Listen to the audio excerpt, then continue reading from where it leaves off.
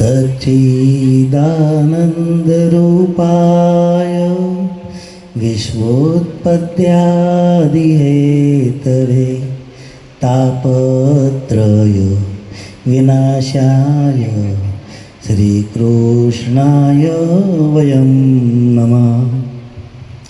અત્રે બિરાજમાન યુવા વૈષ્ણવાચાર્ય પૂજ્યપાદ 108 શ્રી વજરાજકુમારજી મહોદયશ્રી, જેમની જીવા પર સાક્ષાત સરસ્વતીજી બિરાજમાન છે. વિશ્વભરમાં તેઓ કલ્યાણાર્થે શ્રીનાથજી ચરિતામૃતનું રસપાન કરાવતા હોય છે. એવા પૂજ્યપાદ વજરાજકુમારજીના ચરણોમાં દંડવત પ્રણામ કરતા હું ખૂબ જ ધન્યતાનો અનુભવ કરી રહ્યો છું.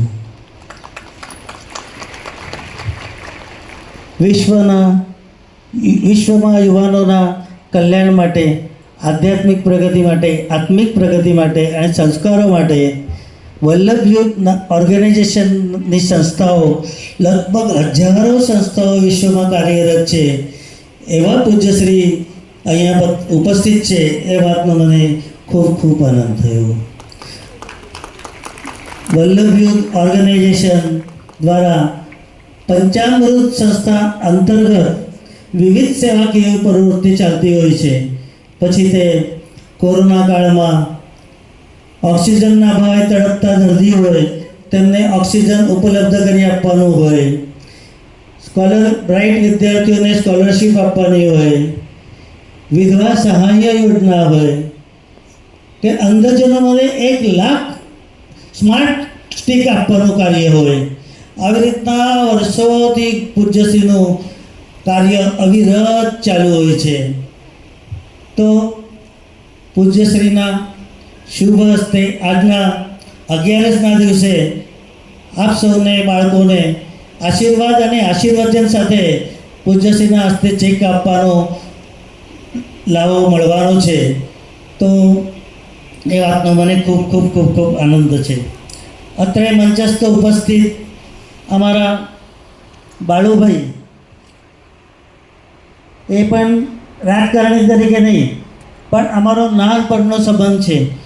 બાલુભાઈના પિતાશ્રી એટલે અમારા બધા જ જે સોની સમાજ છે એ સોની સમાજના ગૌર મહારાજ, અને એ અમારા પપ્પાનું કહો, અમારું કહો કે અમારા ભાવ 3 પેઢીના લગ્ન એક જ વ્યક્તિએ લગાડેલા હોય તો એવા અમારા નાના શુક્લ, એ કર્મઠ બ્રાહ્મણ, ઓછાળ અને સાત્વિક અને કર્મઠ બ્રાહ્મણ. તો ત્યારથી અમારું બાળુભાઈ સાથે પરિચય થાય. પપ્પાને મદદ કરવા આવે તો ત્યારથી અમે બાળુભાઈને ઓળખીએ. અને બાળુભાઈનું એક આજે જે સ્થાન છે એ અતૂટ સ્થાન છે. અને આપણા વિધાનસભામાં એકદમ એજ્યુકેટેડ જે કહેવાય મેમ્બર, એવા એક મેમ્બર છે. તો અને પાછા અમારા ફેમિલી મેમ્બર છે, અમારા મિત્ર છે.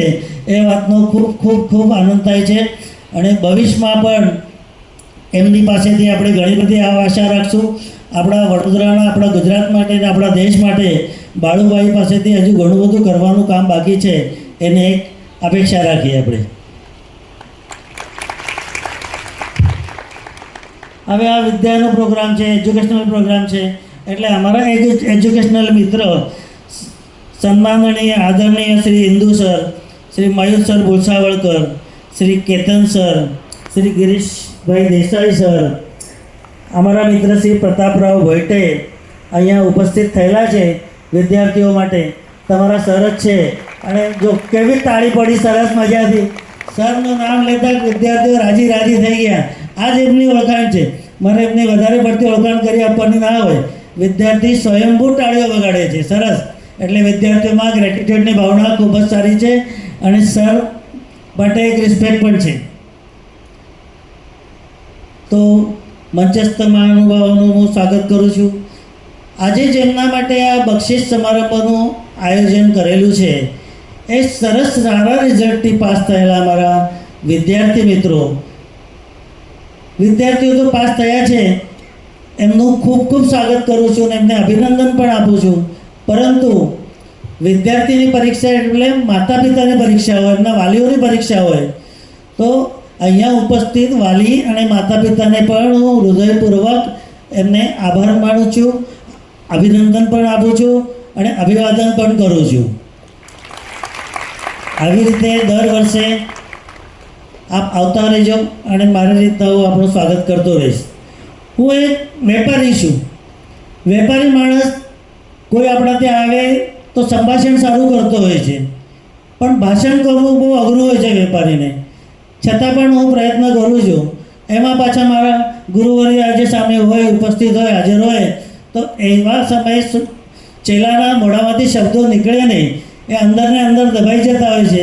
છતાં ગુરુ મહારાજના ચરણોમાં વંદન કરીને હું આજ્ઞા લઉં છું કે 2 શબ્દો બોલવાની મને આજ્ઞા આપજો ગુરુજી.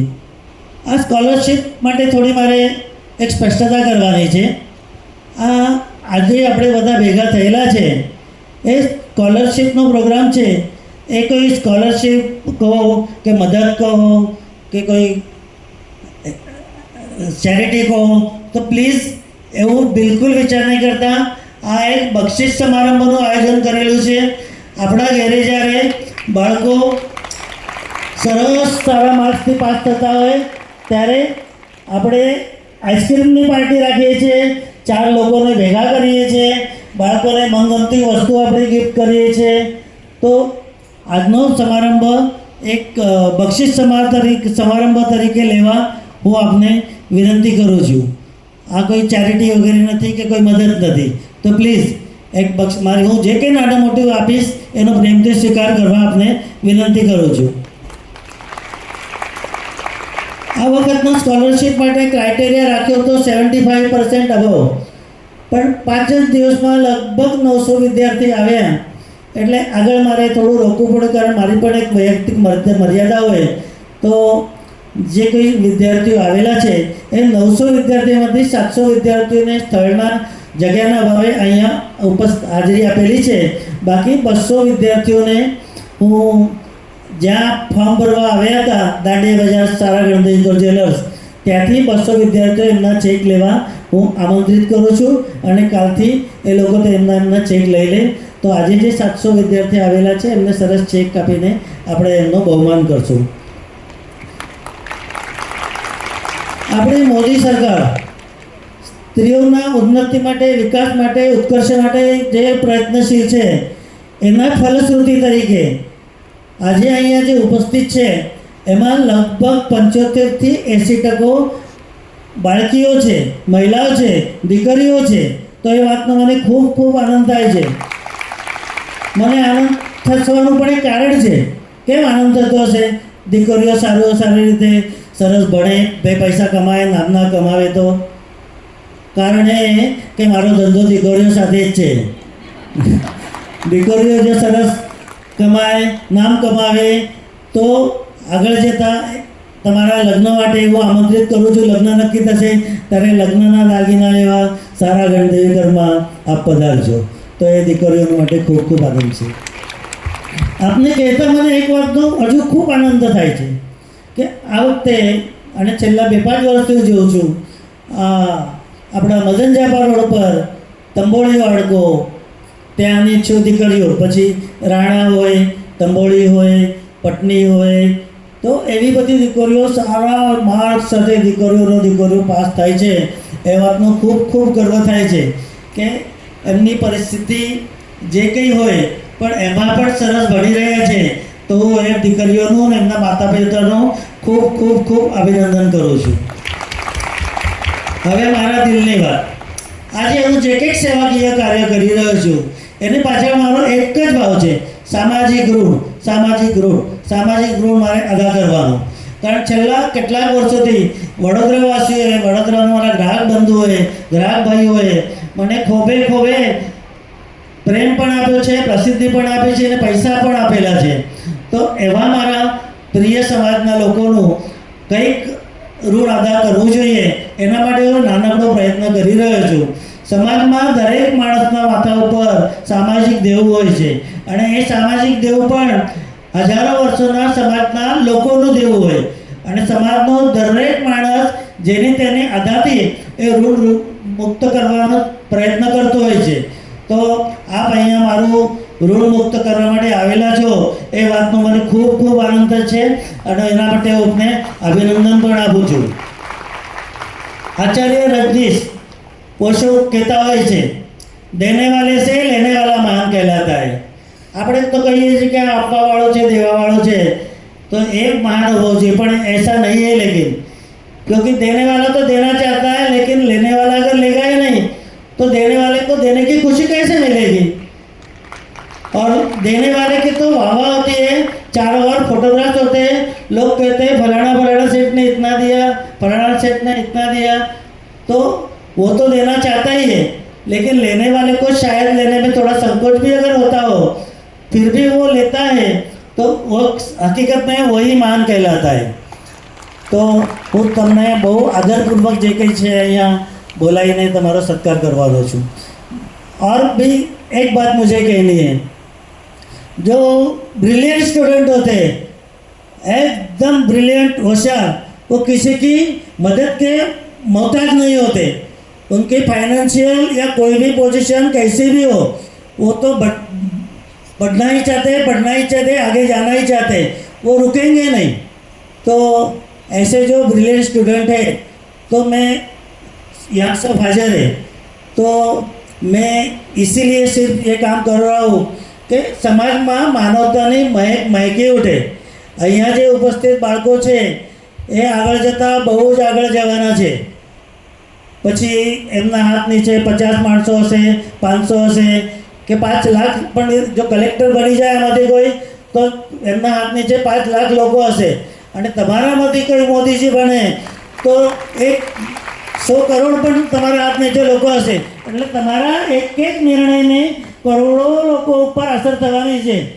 તો એવા બધા વિદ્યાર્થીઓને, બાળકોને હું રિક્વેસ્ટ કરું છું કે આજે હું જે કંઈક અહીંયા ભેગા કરેલા છે બક્ષિસ સમારંભ તરીકે, અને તમારી વાહવા કરવાનો છું, તો તમારા એક સારો અનુભવ લઈને તમે આગળ વધવાના છો. તમારી આ જીવનની શરૂઆત છે, તો સારા અનુભવ તમે લેશો તો તમે બીજા સાથે સરસ વાગશો, સરસ વ્યવહાર કરશો, તો એક માનવતાની સમાજમાં મહેક મહેકી ઉઠે, સમાજમાં બધાને સુખ, શાંતિ, સમૃદ્ધિ મળે.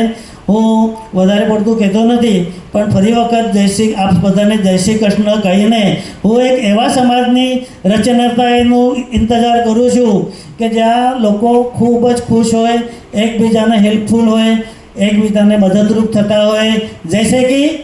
जैसे कि फूल खुशियों के बाटे सभी को, सबका जीवन ही बन जाए मधुबन, अपनी करुणा का जल तू बहा के कर दे पावन हर एक मन का कोना.